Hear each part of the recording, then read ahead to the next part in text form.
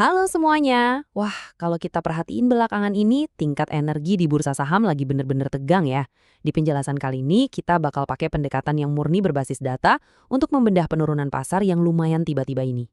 Kita singkirin dulu deh emosi sama rumor yang beredar, dan kita fokus ke apa yang sebenarnya diomongin sama grafik.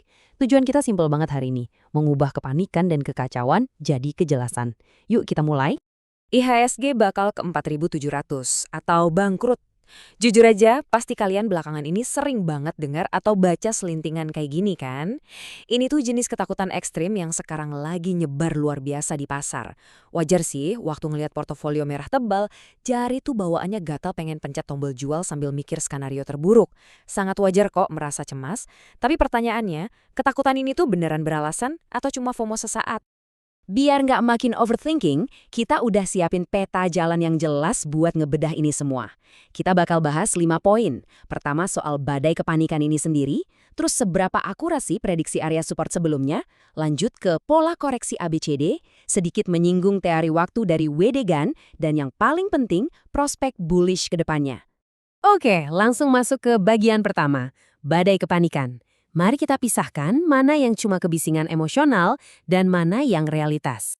Angka 4%, ya penurunan tajam lebih dari 4% inilah yang sebenarnya jadi biang kerok kenapa semua orang tidak panik. Kalau dilihat sekilas, ini emang pergerakan yang masif dan cepat banget. Siapa yang nggak kaget coba? Tapi ingat, angka mentah itu nggak ada maknanya kalau kita nggak lihat konteksnya. Penurunan ini bisa aja kelihatan kayak awal dari kehancuran, padahal jangan-jangan cuma reaksi mekanis yang emang udah diprediksi dari awal. Coba kita bandingkan dua kacamata ini. Di satu sisi, kita diserang sama narasi ketakutan emosional, itu loh yang bilang IHSG bakal terjun bebas ke 4.700 atau malah jadi nol, murni karena panik buta. Tapi di sisi lain, kalau kita pakai kacamata realitas objektif, ini tuh sebenarnya cuma koreksi teknikal, sesuatu yang terukur dan bahkan udah diantisipasi dalam siklus pasar yang jauh lebih besar. Jadi, jangan gampang kemakan narasi kiamat finansial sebelum cek fakta teknikalnya ya. Masuk ke bagian kedua. Akurasi prediksi area support. Mari kita lacak lagi jejak perakiraannya. Buat buktiin kalau kepanikan ini lumayan berlebihan, kita perlu flashback sedikit. Jatuhnya pasar kemarin itu tuh aslinya bukan kejutan sama sekali loh. Jauh-jauh hari di tanggal 4 Mei udah ada peringatan kalau pasar berpotensi turun ke zona 6.250 sampai 6.400. Terus di tanggal 5 dan 6 Mei, kejadian deh tuh pantulan awal yang sempat bikin banyak orang kecele. Pas pertengahan Mei, tepat banget setelah libur panjang, boom! Pasar jatuh dan menyentuh persis di level 6.400. Semuanya sesuai ekspektasi. Jadi, mari kita cek realitasnya sekarang. Pertama, titik terendahnya benar-benar mentok di 6.400, akurat banget sama prediksi. Yang bikin lega, di titik itu muncul pola lilin palu Thor atau palu dengan ekor panjang. Buat yang paham grafik, ini tanda kuat kalau pasar nolak untuk turun lebih dalam lagi. Terus kenapa rasanya sakit banget jatuhnya? Ya karena kepotong libur panjang akhir pekan. Tekanan jual yang harusnya kecicil beberapa hari, numpuk meledak di satu hari perdagangan. Intinya, pasar kita masih bergerak rapi sesuai naskah. Lanjut ke bagian ketiga, memahami pola koreksi ABCD alias roller coaster pasar. Nah, disinilah serunya mekanisme teknikal. Coba bayangin, pasar itu kayak wahana roller coaster. Harga itu mustahil naik terus-terusan dalam garis lurus, pasti ada turunnya. Pola ABCD ini adalah pergerakan di mana pasar sengaja mengambil nafas atau turun dulu, murni buat ngumpulin momentum gede sebelum dia melesat naik nyelesain siklusnya. Jadi gelombang turun ini tuh nggak cuma wajar, tapi emang wajib terjadi biar pasarnya sehat. Jalur koreksinya itu step by step banget. Pertama, harga turun masuk ke zona 6.250 sampai 6.400. Kedua, ada pantulan sementara ke atas, nah ini nih yang sering jadi jebakan bull trap. Ketiga, harga balik turun lagi buat melunasi apa yang kita sebut utang grafik. Barulah di tahap keempat, lonjakan naik yang beneran, alias gelombang finalnya dimulai. Kalau kalian udah hafal pola ini, dijamin bakal jauh lebih kebal ngadepin turbulensi pasar. Mungkin kalian nanya, utang grafik itu apaan sih? Jawabannya ada di teori gap. Gampangnya, pasar itu punya kebiasaan balik lagi buat ngisi ruang kosong atau celah harga yang kelewatan pas dia lagi naik buru-buru di masa lalu. Asal kalian tahu aja nih, saat ini masih ada satu gap lumayan besar yang mangap di level 6.057. Jadi misal besok-besok pasar turun ke sana, anggap aja dia lagi rajin beres-beres nyapu bersih gap tersebut. Sama sekali bukan bencana. Bagian keempat, teori waktu Wedegan. Ini tentang ketika harga bertemu dengan waktu.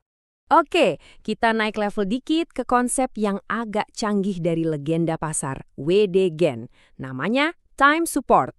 Biasanya kan kita cuma ngecek support harga pakai garis horizontal ya. Tapi kata Gen, analisis waktu vertikal itu nggak kalah penting. Maksudnya gini, pembalikan arah pasar yang luar biasa kuat itu bakal meledak tepat di saat harga yang pas bersinggungan sama jendela waktu yang pas juga.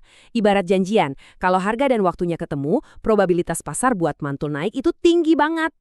Mari kita aplikasikan ke timeline kita sekarang. Tanggal 14 dan 15 Mei kemarin, perdagangan kan kepotong libur. Nah, sorotan utamanya itu jatuh di tanggal 18 Mei. Menariknya, di tanggal ini ada konjuksi astrologi antara Merkurius dan Uranus yang ternyata sejalan persis sama hitungan statistik sebagai titik time support utama. Agak unik ya kedengarannya, tapi sebagai cadangan masih ada tanggal 20 Mei. Ini bukan tebak-tebakan manggis, ini benar-benar persimpangan matematis antara waktu dan harga. Terus kalau kita zoom out, semua pergerakan liar yang bikin jantungan ini sebenarnya sejalan banget sama model statistik jangka panjang yang namanya Eye of Future. Model ini udah mantep banget memprediksi kalau dasar harga alias bottom yang sangat kuat emang bakal terbentuk di antara minggu kedua bulan Mei sampai bulan Juni. Jadi volatilitas ekstrim belakangan ini tuh posisinya bener-bener pas banget ada di dalam jendela waktu tersebut. Bagian 5, yang pastinya ditunggu-tunggu, prospek bullish IHSG di masa depan. Jalan menuju pemulihan. Sekarang waktunya kita lepas mikroskop jangka pendek tadi dan lihat gambar besarnya. 9.000. Ya, kalian nggak salah dengar. Angka masif ini diproyeksikan sebagai target jangka panjang untuk siklus IHSG kita.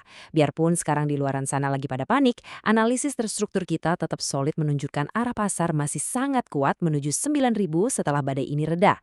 Ini harus jadi jangkar visual kita. Jadi intinya, kacamata mana nih yang mau kalian pakai? Kalau ngomongin realitas jangka pendek, emang bikin mual. Volatilitasnya kayak roller coaster liar. Plus masih ada kemungkinan nutup gap ke 6.057 tadi. Tapi, kalau kalian pakai kacamata siklus jangka panjang, yang kelihatan justru tren bullish masif yang lagi menargetkan level 8.873 dan pada akhirnya bakal nembus 9.000. Terus sebagai investor, actionnya apa dong? Gini. Pertama, kalian tetap harus antisipasi kalau harga masih bakal naik turun dalam jangka pendek. Kedua, mending fokus aja ke sektor perbankan yang udah kebukti kuat fundamentalnya, kayak BBRI dan BBCA. Ketiga, jadikan penurunan ekstrem ini peluang emas buat cicil beli. Contohnya, nampung BBRI pas harganya lagi diskon di sekitar 3.030. Dan yang paling penting, tetap tenang, fokus sama data, jangan ikut-ikutan kerumunan yang lagi emosional. Buat ngunci pemahaman kita hari ini, ada satu pesan kuat yang pas banget buat diingat. Kalau endingnya akan kembali ke 9.000 setelah melalui roller coaster, maka ini yang harus menjadi fokus berpikir kita. Benar banget kan? Destinasi akhirnya itu loh yang paling penting, bukan seberapa keras goncangan keretanya. Kepanikan yang ada sekarang itu cuma kerikil kecil sebelum pasar balik terbang tinggi. Semua data objektif, pola historis yang udah kita bedah, sampai prediksi waktunya, semuanya ngarah ke satu kesimpulan besar. Sekarang bola ada di tangan kalian. Apakah kalian siap mental ngadepin volatilitas jangka pendek ini demi nangkep peluang luar biasa di puncak siklus 9.000 nanti? Tetap objektif, selalu pegangan pada data, dan sampai jumpa di analisis penjelasan kita selanjutnya.